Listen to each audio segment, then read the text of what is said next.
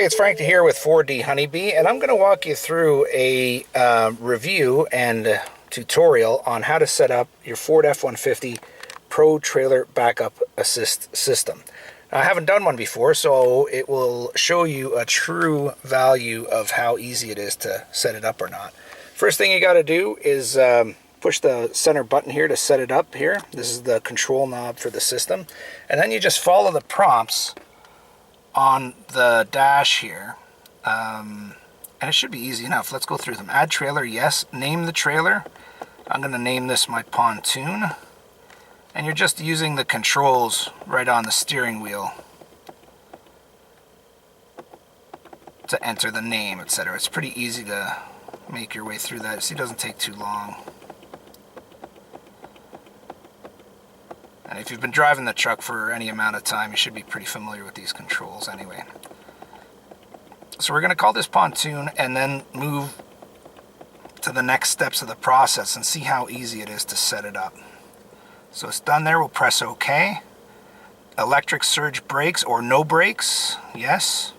Brake effort, low is the default, and that's what I'm going to use. The trailer setup is a conventional setup. Add the assist, yes. Drive forward to straighten the trailer. It is straight already, so we'll press OK. Place the sticker according to the guide. Okay, so to place the sticker, you basically have to take 4 measurements here and write them down. They give you these cards that you can fill in your info with. So I'll just grab my tape measure and kind of show you how to do it. If I can find my tape measure. There it is. Okay, so the 4 measurements are, one is from the, one you take from the license plate to the center of the ball hitch, and it's the vertical distance down. Then you take one from the center of the ball hitch to the center of the sticker. Of course, you place the sticker, there's an optimal place to put the sticker as well. It has to be between 17 and 22, correction, between 12 and 22 inches from the center of the ball hitch, so that one's placed well. Then you take another measurement from the camera to the center of the sticker, and then you take another measurement, a finer measurement, from your tailgate to the center of the rear axle. You write all those measurements down on the card, and then you're going to have to input them in here.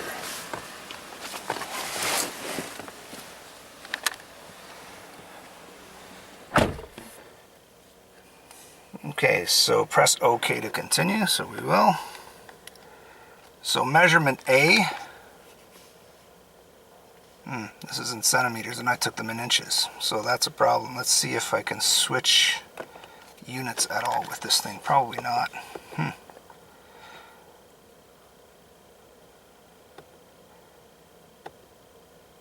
So there's a problem right there. I guess my car is set to kilometers because I'm Canadian and I've measured in inches, so I'm gonna have to retake the measurements in centimeters and write those down so I can fill them in. Okay, so we're back to the insertion of the measurements because guess what, they're in centimeters and I took all my measurements in inches, being the good Canadian American that I am. So I had to go back, and of course the tape measure I had was only in inches, so I had to find inches and centimeters trailer tape measure in order to do the conversion. So anyway, we'll enter the measurements here. The first A measurement is 30, so we're bang on. Just want to see, I imagine it only goes in increments of 1, and that's perfectly fine. So we'll enter the next one, measurement B, so that's horizontal distance from the ball to the center of the sticker, and that was 45. Okay, next one, measurement C, was the rear view camera to the center of the sticker. I got 109. Okay, and now the measurement to the center of the axle. This is a twin axle trailer, so I measured it to the distance between the 2 axles. If it were a single axle, you would just measure it to the center of the axle, of course. And it's 556, so we're bang on. So confirm 30, yes. 45, yes. 109, yes. And 556. That all looks good. So now it's loading up some information, I guess. And it says check trailer view on the center display. Is the sticker circled? And yes, you can see it's pretty neat here. You can see that it has actually found the circle. It has found the sticker and it's actually circled it. So you tell the system that yes, the sticker is circled, and you're set. So that's it. So now we're going to drive forward and try to actually use this thing and see how that goes. Okay, so I'm going to try to use this now to get back into my boat launch. Now, it's kind of weird, and it probably takes some getting used to. It reminds me of the first time I used an autopilot for an airplane. There's nothing like seeing a control column move when you're not telling it to move. It's kind of a weird feeling. So all I'm doing is I'm looking at the trailer in the rear view mirror and just steering it with the ball gradually, basically trying to point it to where I want it to go.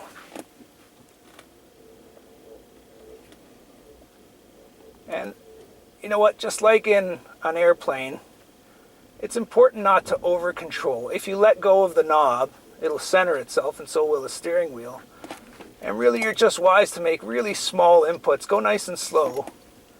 Make really small inputs and just see what action, if any, your input causes. If it doesn't cause the action that you want, then you just increase the input a little bit.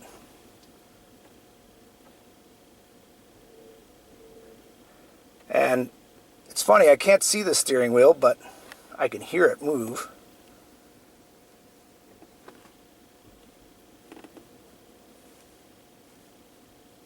And it's not moving all that much.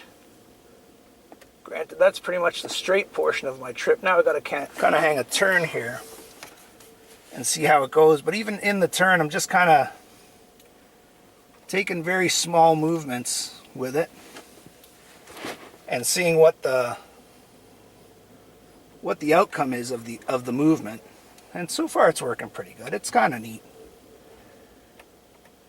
It's going where I want it to go. I mean, if you oversteer, you'll probably have issues with it. But so far it's doing pretty good. Now I'm at a point where, because I'm doing more talking than steering, I've got to straighten out and get the trailer back in its proper position. And it warned me about it. I'm not sure what it warned me of exactly, but just as I decided that I wasn't in a good position, I needed to make an adjustment, the system actually told me I wasn't in a good position and needed to make an adjustment. So that's really good. That's really cool. I didn't expect that. So let's try it again.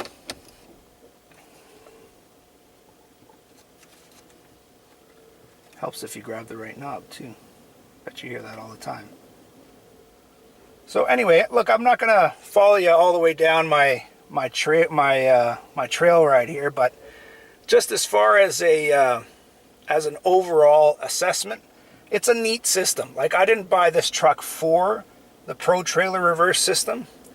Let's face it, I trailer about maybe 10 to 20 times in a year.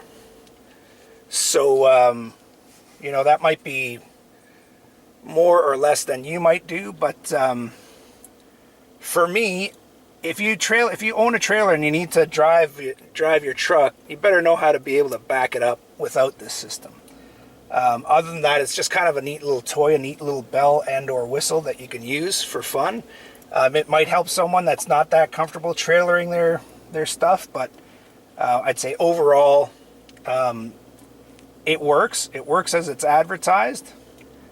But I wouldn't want to rely on this as my only way to get a trailer where it's got to go. But, I mean, it's a neat toy, and it works. It's easy to manipulate. It's fairly easy to set up. So I think this is something that Ford has done a good job on.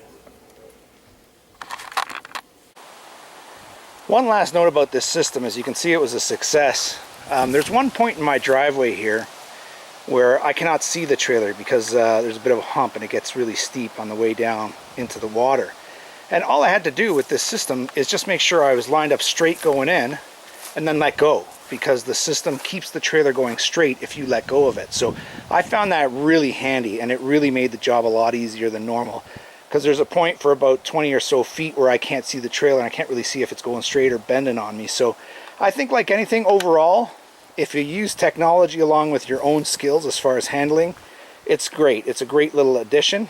Would I go out and buy a truck just for it? Probably not, but seeing this truck had it when I bought it, I did find it really handy and it did come in useful. So I'll keep using it and enjoying it, and I hope you enjoyed this review.